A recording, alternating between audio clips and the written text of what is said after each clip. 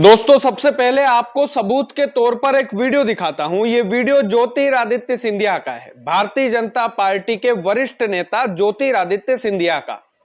बकायदा ये वीडियो इस बात की ओर इशारा कर रहा है कि ज्योतिरादित्य सिंधिया फिर से घर वापसी कर सकते हैं। दोस्तों फिर से कांग्रेस में आ सकते हैं, उन बागी विधायकों के साथ जिनकी चर्चा पूरे मध्य प्रदेश में हो रही है।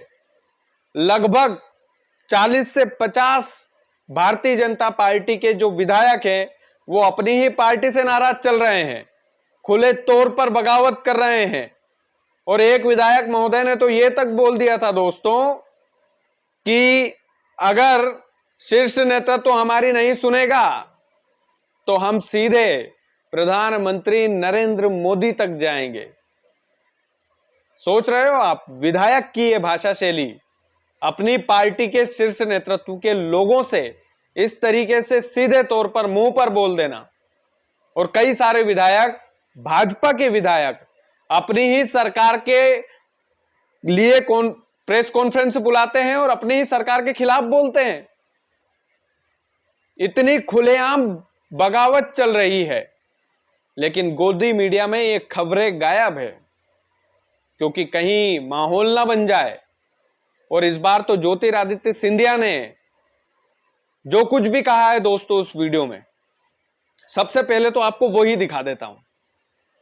और यह वीडियो इशारा करता है कि ज्योतिरादित्य सिंधिया जो है ना, धीरे धीरे इशारा करते हैं। कांग्रेस जब छोड़ी थी सिंधिया साहब ने, तो सबसे पहले ट्विटर से उन्होंने कांग्रेस हटाया था, उसके बाद में जिंदगी से कांग्रेस को हटाया था। तो सिंधिया साहब इशारों इशारों में बहुत कुछ बता देते हैं। और इस बार तो ट्विटर से नहीं बताया है, बकायदा सिंधिया साहब पत्रकार बंधुओं से बातचीत कर रहे थे। उस बातचीत के दौरान जो कुछ भी उन्होंने बोला है वो आप सभी को सुनना चाहिए।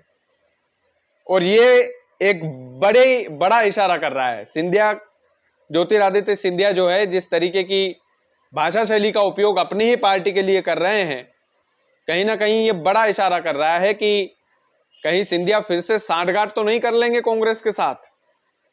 इतना अभूतपूर्व प्रेम। भैया सबसे पहले तो वीडियो देखिए। हमारा कोऑपरेटिव में मैंने 50 करोड़ रुपए दिया, जो वो कांड हुआ था, जो गरीब लोगों का पैसा लेके गए थे। लेकिन मुझे सूचना दी गई कि जो 50 करोड़ रुपए मैंने दिया है उसका भी मूल्यांकन होना चाहिए और राशि देने के समय में, नहीं तो वो भी बलि, भ्रष्टाचार की बलि चढ़ जाएगी। मैंने कलेक्टर साहब को निवेदन किया है कि एक अफसर का नाम दिया जाए जो अकाउंटेंट हो, जो आना पैसा का पूर्ण अकाउंट रखे उस राशि का भुगतान करने के समय, ताकि वो भ्रष्टाचार की बलि न चढ़े। तो देखा दोस्तों, सिंधिया साहब ने क्या बोला कि बकायदा कलेक्टर साहब जो है एक पर्सनल अकाउंटेंट बिठाएं और 50 करोड़ रुपए की रखवाली जो है वो सरकारी अधिकारी करें। और ऐसा इसलिए करें ताकि वो 50 करोड़ रुपए जो गरीब के हक का पैसा है, वो पैसा कोई भ्रष्टाचार उस पैसे के साथ ना कर पाए। यानी कि ज्योतिरादित्य सिंधिया जो है खुलेआम ये बात तो स्वीकार कर रहे हैं कि भारतीय जनता पार्टी में भ्रष्टाचार होता है। ज्योतिरादित्य सिंधिया इस बात को तो स्वीकार रहे हैं कि भैया अगर निगरानी नहीं की तो भारतीय जनता पार्टी के नेतृत्व में पैसा चपत हो जाता है। आप देख रहे हैं देश की जीडीपी, आप देख रहे हैं गरीब कैसे गरीब होता जा रहा है, अमीर कैसे अमीर होता जा रहा है। आप देख रहे होंगे दोस्तों, ज्योतिरादित्य सिंधिया का ये वीडियो आपने देखा होगा। इस वीडियो में सिंधिया साहब ही बोल रहे हैं बकायदा कि भैया एक रखवाला जो है बिठा दीजिए 50 करोड़ रुपए की रकम। ये रकम बेहद बड़ी है, जाहिर सी बात है, लेकिन सरकारी पैमाने पर अगर देखा जाए तो ये रकम इतनी सी है दोस्तों, इतनी सी। सरकारी खजाने के हिसाब से 50 करोड़ रुपए कोई बड़ी भारी बात नहीं है। जहां हजारों करोड़ रुपए आते जाते हैं सरकार के बैंक अकाउंट्स से, वहां पर 50 करोड़ रुपए के लिए एक सरकारी अधिकारी को रखवाला बनाने की बात ज्योतिरादित्य सिंधिया कर रहे हैं। इसका मतलब यह है कि सिंधिया साहब इशारों इशारों में बोल रहे हैं कि भैया भारतीय जनता पार्टी में तो भ्रष्टाचार होता है, और यह आरोप बकायदा मध्य प्रदेश की कांग्रेस ने भी लगाया है। और ये जो आरोप प्रत्यारोप है, इतने खुले मंच से सिंधिया का यह कहना कि भैया कहीं ना कहीं भ्रष्टाचार की भेंट ना चढ़ जाए वो मनी, वो पैसा, तो आप सोचिए कि ये कितना बड़ा इशारा है। और समझदार को इशारा काफी है। और ज्योतिरादित्य सिंधिया तो भैया आत्मसम्मान वाले नेता हैं, जहां पर उनका सम्मान नहीं होता है, जनता का सम्मान नहीं होता है। क्योंकि सिंधिया साहब ने जब कांग्रेस छोड़ी थी तो उन्होंने बोला था कि मेरा आत्मसम्मान सर्वोपरि है। हम कांग्रेस के नेताओं ने यह वादा किया था कि 10 दिनों में किसानों का कर्जा माफ हो जाएगा, इसलिए 10 दिनों में किसानों का कर्जा माफ नहीं हुआ, इसलिए मैं कांग्रेस पार्टी छोड़ करके भाजपा में आया, किसानों के खातिर आया, अपने आत्मसम्मान के खातिर आया। तो सिंधिया साहब ये स्वीकार कर रहे हैं ऑन कैमरा कि भ्रष्टाचार की भेंट ना चढ़ जाए पैसा, तो ऐसी भ्रष्टाचारी पार्टी में सिंधिया साहब कैसे रह सकते हैं? क्या रहना चाहिए दोस्तों? प्रैक्टिकल बात बताओ, भक्ति छोड़ दो, भक्ति छोड़ करके प्रैक्टिकल बात बताइए। और यह बात बताइए कि सिंधिया साहब जैसा आत्म स्वाभिमानी वाला जो नेता है, आत्म स्वाभिमान वाला जो नेता है, वो उस पार्टी के साथ कैसे मंत्री पद पर विराजमान रह सकता है जिस पार्टी में भ्रष्टाचार की भेंट चढ़ने वाली बात सिंधिया खुद बोल रहे हैं, उनके मुंह से बोल रहे हैं, हम तो नहीं बोल रहे हैं, ज्योतिरादित्य सिंधिया खुद बोल रहे हैं।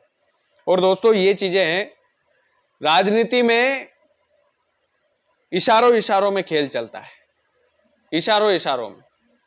विजयपुर का जब चुनाव, भारतीय उपचुनाव जो है, भारतीय जनता पार्टी के नेता हारे थे, कांग्रेस से आए थे बीजेपी में, फिर बीजेपी का चुनाव हार गए, विजयपुर से जो साहब लड़े थे, उसके बाद में सिंधिया की बगावत की चर्चा चलती आ रही थी। ज्योतिरादित्य सिंधिया से चुनाव प्रचार के लिए बोला गया था रामनिवास रावत के पक्ष में, लेकिन सिंधिया ने वो चुनाव जो है बिल्कुल उस प्रचार में गए नहीं। और आप जानते हैं कि ग्वालियर चंबल का जो इलाका है वो ज्योतिरादित्य सिंधिया का इलाका है, जहां पर सिंधिया खड़े होकर ये बोल देते हैं कि इस पार्टी में वोट देना है, वहां पर वोट चला जाता है।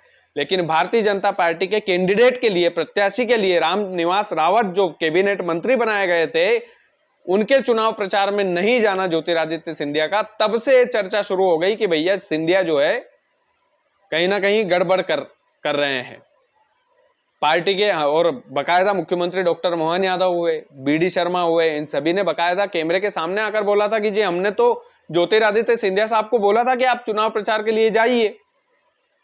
लेकिन सबसे बड़ी बात यह है दोस्तों, जब ज्योतिरादित्य सिंधिया से इस बारे में पूछा गया कि आपसे बोला था क्या पार्टी के शीर्ष नेतृत्व के लोगों ने कि चुनाव प्रचार में जाइए, तो आपको पता है सिंधिया साहब ने मीडिया के कैमरे के सामने क्या बोला था? नहीं नहीं, मुझे किसी नेता ने नहीं बोला कि चुनाव प्रचार में जाइए। हो गई ना दो मुही बात। तब से लेकर आप आज तक, बुधनी और विजयपुर का चुनाव हुए कोई बहुत ज्यादा दिन नहीं हुए, 4 से 5 महीने हुए होंगे, तब से लेकर आज तक ज्योतिरादित्य सिंधिया लाइमलाइट में है। और फिर कैमरे के सामने ये बोलना कि भैया निगरानी के लिए एक रखवाला छोड़ दीजिए, सरकारी अधिकारी छोड़ दीजिए, नहीं तो ये 50 करोड़ रुपए भ्रष्टाचार की भेंट चढ़ जाएंगे। तो कहीं ना कहीं ये स्वीकार्यता तो हो ही गई है कि भारतीय जनता पार्टी में पैसों का गबन होता है। और ये खुद केंद्रीय मंत्री ज्योतिरादित्य सिंधिया ने ऑन कैमरा स्वीकार किया है। अब बगावत करेंगे कि नहीं करेंगे, स्वाभिमान के लिए घर वापसी करेंगे कि नहीं करेंगे, ये देखने लायक बात रहेगी। बाकी आप लोग वीडियो को ज्यादा से ज्यादा शेयर कीजिएगा। चैनल यदि आपने सब्सक्राइब नहीं किया है तो प्लीज कर लीजिएगा। बहुत बहुत धन्यवाद।